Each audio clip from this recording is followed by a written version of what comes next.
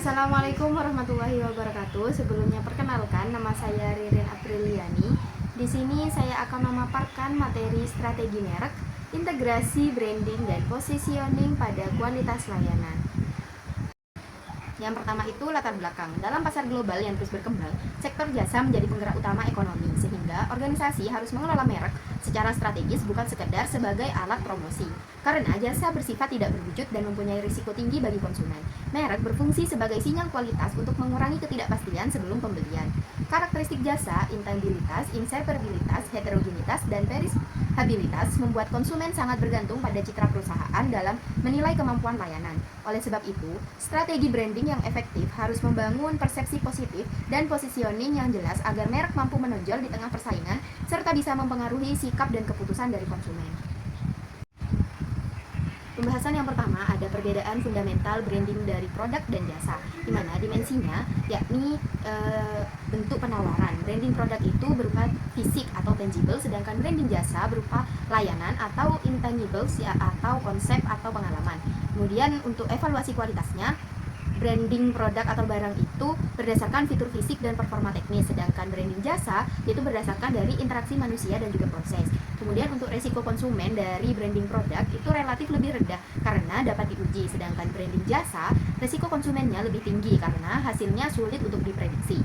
Dilanjutkan dengan peran karyawan dari branding produk itu terpisah dari produk akhir, sedangkan branding jasa dari peran karyawan itu menjadi bagian yang integral dari layanan. Dan yang terakhir ada fungsi merek dari branding produk, yakni penanda identitas dan juga jaminan fitur, sedangkan fungsi merek dari branding jasa itu merupakan sinyal kualitas dan pembangunan kepercayaan.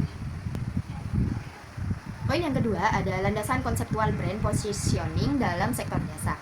Brand positioning merupakan inti strategi pemasaran yang menentukan bagaimana merek ingin dikenal dan diingat oleh pelanggan. Di pasar jasa yang kompetitif, positioning yang jelas memberi legitimasi dan membedakan merek dari pesaing, sehingga tidak terjebak dalam persaingan harga semata. Secara strategis, brand positioning bertujuan menjadi pembeda yang kuat, menonjolkan nilai yang unik dan keunggulan kompetitif, serta membangun citra yang konsisten di berbagai saluran komunikasi. Proses ini bersifat dinamis dan harus terus disesuaikan dengan perubahan pasar serta preferensi pelanggan agar mampu menciptakan loyalitas jangka panjang. Kemudian ada komponen strategis dalam brand positioning statement. Yang pertama ada definisi pasar, yakni identifikasi sektor bisnis dan lingkup kompetisi untuk memahami ancaman dan peluang pasar. Kemudian ada target market segmentasi, yakni audiens berdasarkan kebutuhan dan preference untuk menyesuaikan pesan pemasaran agar relevan. Kemudian ada brand promise, yakni janji manfaat unik yang diberikan kepada pelanggan untuk menetapkan ekspektasi kualitas. Kemudian ada kredibilitas, yakni alasan bagi pelanggan untuk mempercayai merek untuk membangun fondasi kepercayaan konsumen. Kemudian yang terakhir ada point of difference, yakni keunikan yang membedakan dari kompetitor untuk menciptakan alasan kenapa memilih merek tersebut. Kemudian ada dimensi kualitas layanan atau SafeQual sebagai pilar strategis. Kualitas layanan adalah faktor utama dalam membentuk citra merek dan loyalitas pelanggan yang dinilai dari perbandingan antara ekspektasi dan juga persepsi kinerja aktual. Model SafeQual mengukur kualitas melalui 5 dimensi utama, yakni tangibles, di mana tangibles itu berarti bukti fisik seperti fasilitas dan penampilan karyawan yang membentuk kesan profesional. Kemudian ada reliability, yakni kemampuan memberikan layanan secara akurat dan konsisten, menjadi inti kepercayaan dari pelanggan. Kemudian ada responsiveness, yakni kecepatan dan kesediaan membantu pelanggan saat krusial di era digital. Kemudian ada assurance, yakni kompetensi dan kredibilitas yang menumbuhkan rasa aman. Dan yang terakhir ada empati, yakni perhatian personal yang menciptakan kedekatan emosional.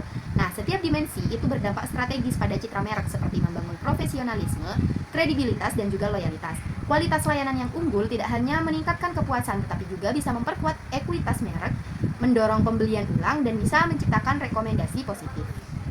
Kemudian ada aplikasi dimensi SafeQual dalam branding jasa. Setiap dimensi SafeQual memiliki peran strategis dalam membangun citra merek seperti tangibles yang menciptakan kesan profesional dan modern, dan reliability yang membangun kepercayaan dan kredibilitas jangka panjang. Kemudian responsiveness yang menunjukkan bahwa pelanggan adalah prioritas. Kemudian ada assurance yang mengurangi resiko dan meningkatkan rasa aman. Terakhir ada empati yang memperkuat ikatan emosional dan loyalitas.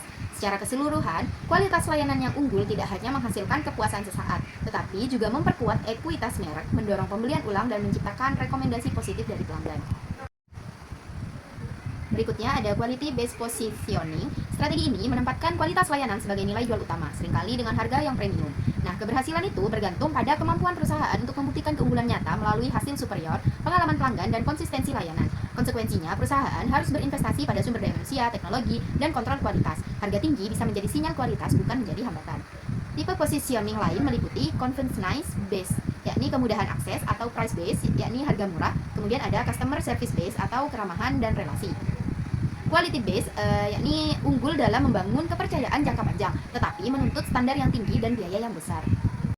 Kemudian ada strategi tangibilisasi merek jasa. Nah, karena jasa bersifat abstrak, perusahaan itu perlu membuatnya menjadi lebih konkret melalui visualisasi seperti foto, video, dan simulasi. Kemudian ada asosiasi, yakni selebritas atau simbol kredibel. Kemudian ada representasi fisik seperti atribut premium. Kemudian ada dokumentasi data dan statistik kerja. Kemudian ada keterlibatan staf profesional. Nah, pengelolaan service space atau lingkungan fisik layanan sangat penting. Konsistensi antara bukti fisik dan pengalaman nyata menjadi kunci menjaga reputasi dari perusahaan. Berikutnya, pembahasan mengenai filosofi service excellence dari Leonard Berry. Nah, Berry ini menekankan bahwa kualitas layanan adalah strategi laba jangka panjang, di mana komponen utamanya ada reliability, yakni inti kepercayaan, dan ada wow factor, yakni melampaui ekspektasi. Kemudian ada recovery, yakni cepat memperbaiki kesalahan. Kemudian ada fairness, yakni transaksi adil dan transparan. Dan yang terakhir ada respectfulness, yakni membangun kemitraan. Nah, untuk kepercayaan itu merupakan aset utama dalam jasa. Selanjutnya ada ekuitas merek berbasis konsumen atau CBBA dalam layanan. Ekuitas merek adalah aset strategis yang memberi nilai tambah bagi perusahaan dan pelanggan. Dalam jasa, konsep customer base brand equity atau CBBA menekankan bahwa kekuatan merek terletak pada pengetahuan dan persepsi konsumen terhadap merek tersebut.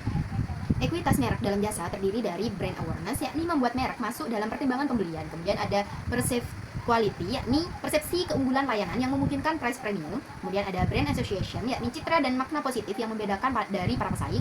Kemudian ada brand loyalty, yakni komitmen pelanggan yang menciptakan pendapatan stabil dan customer lifetime value tinggi. Nah, dalam sektor jasa, ekuitas merek berperan penting untuk mengurangi resiko dan kompleksitas kebutuhan konsumen. Ekuitas yang kuat juga memudahkan perusahaan melakukan eksistensi layanan baru, karena pelanggan itu mentransfer kepercayaan mereka pada merek yang sudah mapan. Pembahasan berikutnya ada Unique Selling Proposition atau USP sebagai instrumen positioning. USP adalah inti pembeda yang membuat produk atau jasa lebih unggul dibanding pesaing. Dalam sektor jasa yang cenderung homogen, USP berbasis hasil, keahlian, atau metodologi unik sangat penting untuk menarik dan mengonversi pelanggan. USP yang efektif harus menjawab 3 hal. Yang pertama, siapa yang dilayani, kemudian apa yang ditawarkan, dan apa keunikannya dibanding dengan pesaing.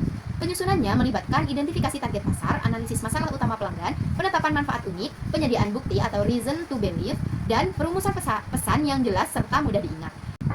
USP harus realistis dan konsisten. Janji yang berlebihan tanpa pemenuhan akan merusak kepercayaan dan reputasi merek, karena USP bisa menjadi umum seiring waktu. Perusahaan perlu berinovasi agar tetap relevan dan berbeda.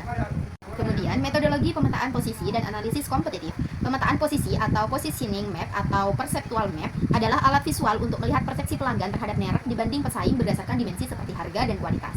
Alat ini membantu perusahaan mengetahui posisi saat ini serta menemukan peluang pasar yang belum tergarap. Dalam industri jasa yang kompetitif, biasanya terlihat 3 posisi utama. Yang pertama, ada merek dengan kualitas tinggi dan harga premium, kemudian merek dengan harga yang murah, namun kualitas dipersepsikan lebih rendah, dan ada merek yang stuck in the middle, yakni lemah pada harga dan kualitas, posisinya paling berisiko. Nah, analisis kompetitif juga perlu didukung pemantauan umpan balik pelanggan dan analisis SWOT untuk mengidentifikasi kekuatan serta kelemahan dari pesaing. Dimensi penting yang dianalisis meliputi kinerja layanan, struktur harga, inovasi teknologi, sentimen pelanggan, dan kualitas sumber daya manusia. Hasil pemetaan ini digunakan untuk merumuskan positioning statement internal sebagai pedoman strategis atau North Star agar seluruh organisasi bergerak selaras dengan visi dan misi merek. Dinamika kepuasan dan loyalitas dalam ekosistem merek. Hubungan antara kualitas layanan, citra merek, kepuasan, dan loyalitas bersifat saling mempengaruhi, bukan linear sederhana. Kualitas layanan mendorong kepuasan, namun kepuasan saja belum cukup untuk menciptakan loyalitas tanpa didukung citra merek yang kuat dan kredibilitas tinggi. Kepuasan berperan sebagai mediator antara kualitas layanan dan loyalitas.